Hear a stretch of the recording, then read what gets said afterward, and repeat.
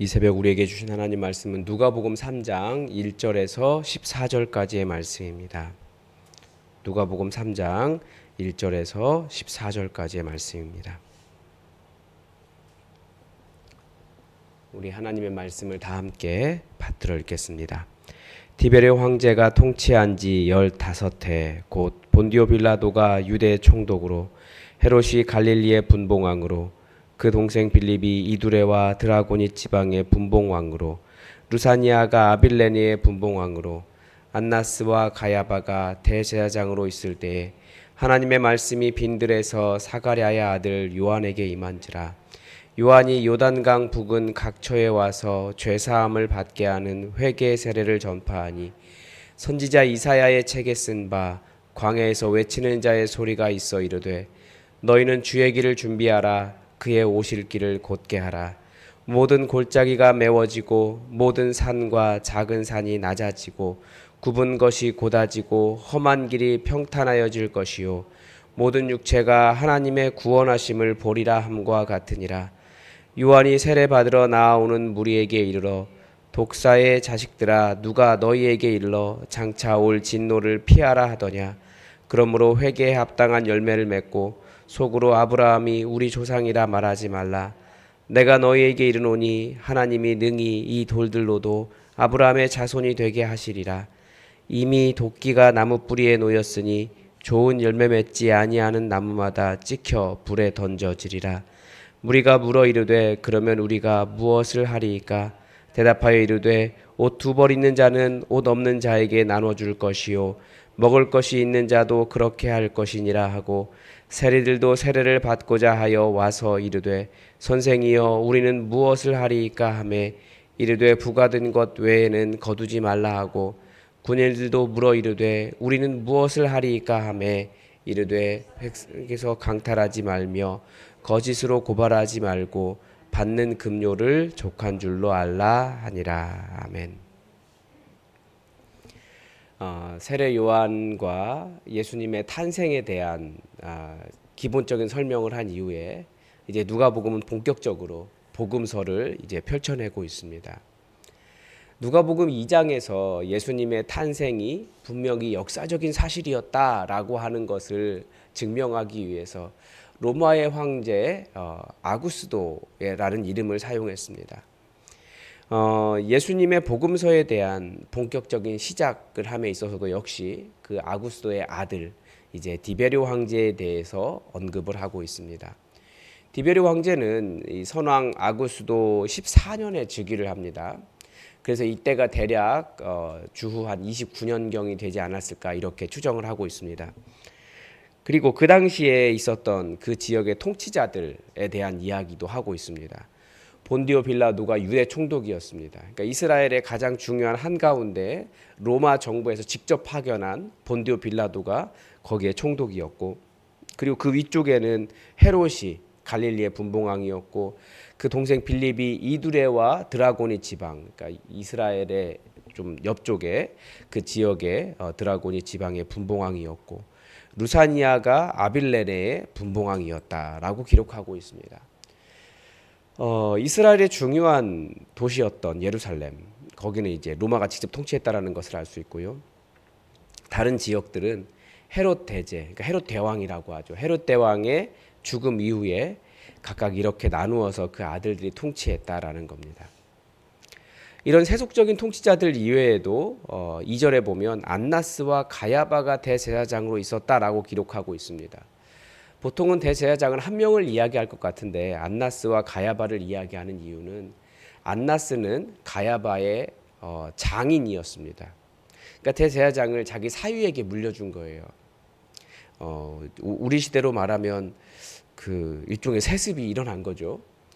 안나스와 가야바를 동시에 기록하고 있는 이유는 안나스가 사위에게 대제사장직을 물려주었지만 그 이후에도 계속해서 대제사장으로서의 영향력을 행사해 왔기 때문입니다. 지금도 한국 교회도 그렇잖아요. 세습하고 아들에게 물려주고 사위에게 물려주고 때로는 친구 아들에게 물려주고 대신에 자기 아들은 그 친구 목사님 교회에 보내고 뭐 없는 명칭도 만들어서 뭐 통합당회장인가 뭐 이런 것도 만들어서 은퇴 이후에도 계속 하고, 담임 목사님은 이 바지 사장으로 세워놓고 뭐 그런 것과 비슷한 거예요. 왜 복음서를 본격적으로 기록하면서 누가는 이런 내용을 기록하고 있을까요? 그 이유는 바로 이어지는 2절 후반부에서 알 수 있습니다.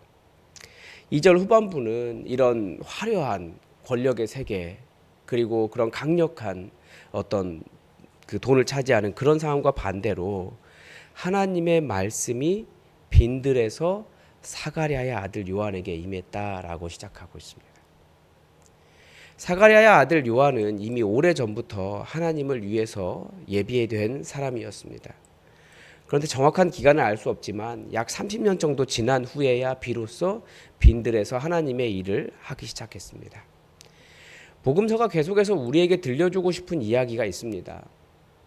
하나님의 세상은 이 세상의 가치와는 완전히 반대된다는 것입니다. 어떤 사람은 황제가 되고, 어떤 사람은 분봉왕이 되어서 계속해서 권력을 누리고, 어떤 사람은 그 지역의 가장 높은 통치자가 되어 있고, 어떤 사람은 종교 권력에서도 최고의 권리를 누리고 있을 때 진정한 하나님의 말씀은 그런 것과 관계없이 빈들에서, 그 광야에서 임했다. 그 광야에 임했다라는 거죠. 세상은 권력이 이 땅을 움직여 나간다고 생각합니다. 그래서 이러한 그들이 세운 화려하고 강력한 질서가 가치가 있고 의미가 있다라고 생각합니다. 그게 정의인 것처럼 보여요. 그러나 하나님의 말씀은 이런 세상과는 완전히 반대된 광야에서 임했다라는 거죠. 비록 세상의 관심과 가치와는 멀리 떨어진 곳이지만, 편안한 장소도 아니고 화려한 장소도 아니지만 버려진 것 같은 그 황량한 그곳에서 하나님의 참 말씀이 울렸습니다. 그 빈들 광야는 항상 이스라엘이 다시 새로워지는 장소였습니다. 사람은 계속해서 편안하고 화려하고 높은 자리를 원합니다. 이왕 우리도 교회 사역하는데 멋있게 사역하고 싶잖아요. 화려한 건물도 갖고 싶고, 아니면 또 뭐 멋있게 뭐 어떤 자랑할 만한 일들도 하고, 그래야 다른 사람에게 나 예수품학교에 다녀라고 말하는 것이 뭔가 더 자랑스러워 보이잖아요. 그런데 그런 화려함에 이르지 못했을 때 또 왠지 나는 초라해 보이지 않습니까? 성경이 바로 그런 가치들을 우상이라고 가르쳐주고 있습니다. 우리를 살리는 것은 하나님의 말씀입니다. 절대 세상의 화려함이나 높음이나 자랑할 만한 것이나 그런 것이 우리를 살릴 수 없다는 것을 하나님은 이런 대비를 통해서 명확하게 보여주고 계십니다. 하나님께서 그런 화려함과 권력을 찾는 세상에게 생명을 얻는 방법이 무엇이라고 말씀하실까요? 세례 요한은 요단강에서 죄사함을 받게 하는 회개의 세례를 전파했습니다. 누가는 이 일이 주님 오실 길을 예비하는 선지자의 일이다라고 해석하고 있습니다. 우리는 세례를 교회 공동체에 입교하는 예식 정도로 생각하는 사람들도 있습니다. 그러나 세례는 이전에 나는 죽고 이제 하나님 안에서 다시 산다는 것을 의미합니다. 이전에 내가 죽었다라는 것이 무엇이겠습니까? 바로 이 모습 자체가 보여주는 거예요. 통치자들과 같이 권력을 추구하던 삶에서 하나님의 말씀이 있는 광야로 나아가는 삶이라는 거예요. 세례 요한의 메시지를 들어보면 이런 나는 죽고 하나님께로 돌아가는 그런 가치가 완전히 변화되는 것이 무엇인지 들을 수 있습니다. 세례 요한은 세례를 받으러 오는 많은 무리들에게, 그 중에서 어떤 사람들에게는 이 독사의 자식들아라고까지 말하기도 했어요.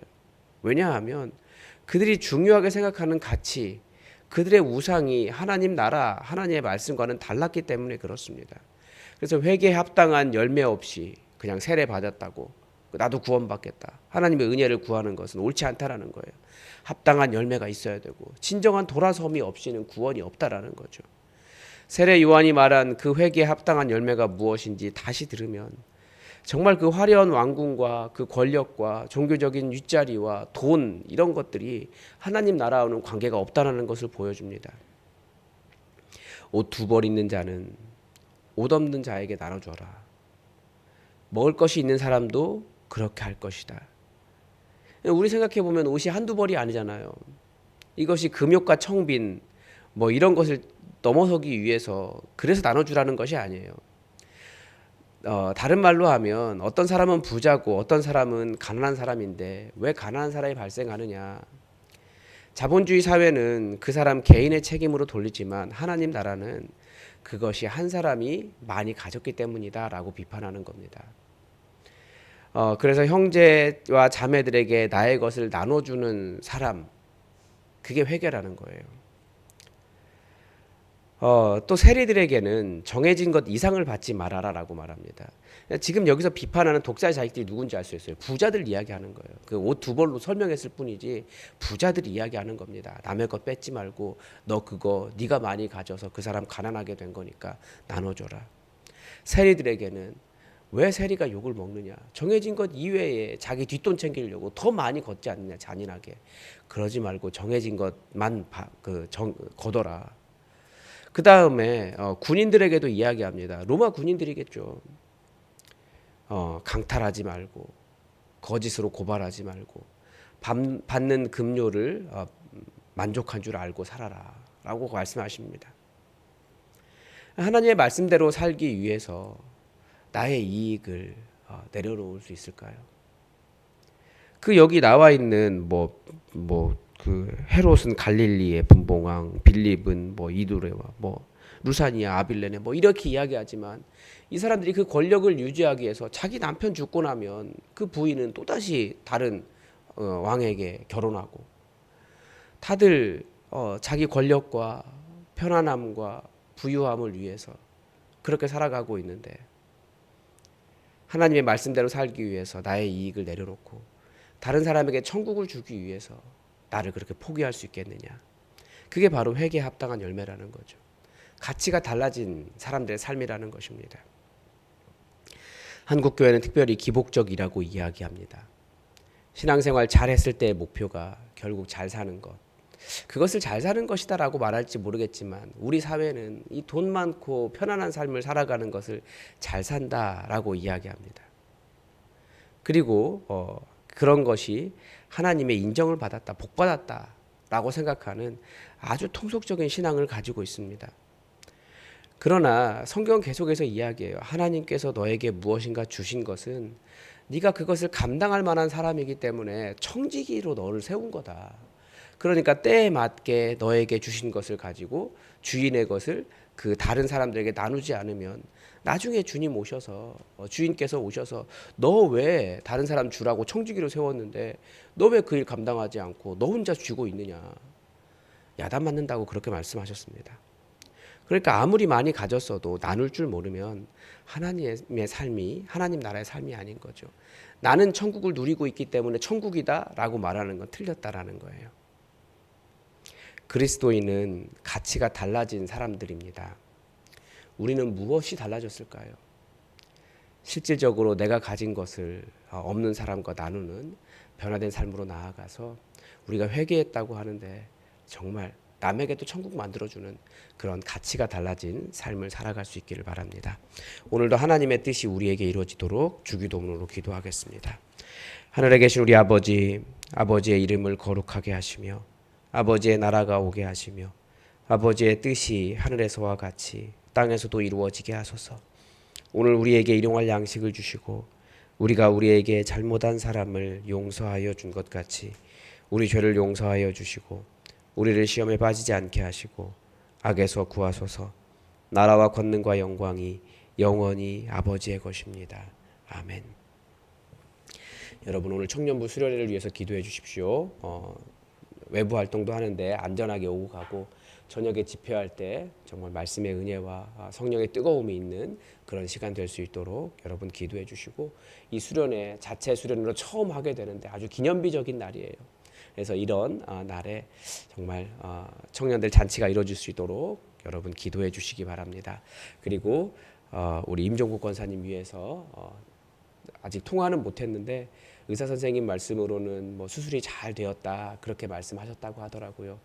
아마 어제 오늘 통증이 아주 심할 거라고 하는데 잘 이겨내고 그 이후의 과정도 잘 걷고 잘 회복하고 돌아올 수 있도록 여러분 기도해 주시기 바랍니다. 그리고 우리 테리가 그 퇴원을 잠깐 했었는데 다시 기침이 좀 심해지고 있다고 합니다. 여러분 테리를 위해서도 그 폐렴이 있었는데 잘 회복할 수 있도록 여러분 기도해 주시고 또 우리 교회 안에 여러분 알고 있는 환우들을 위해서도 우리가 중보했으면 좋겠습니다. 우리 다 함께 기도하겠습니다.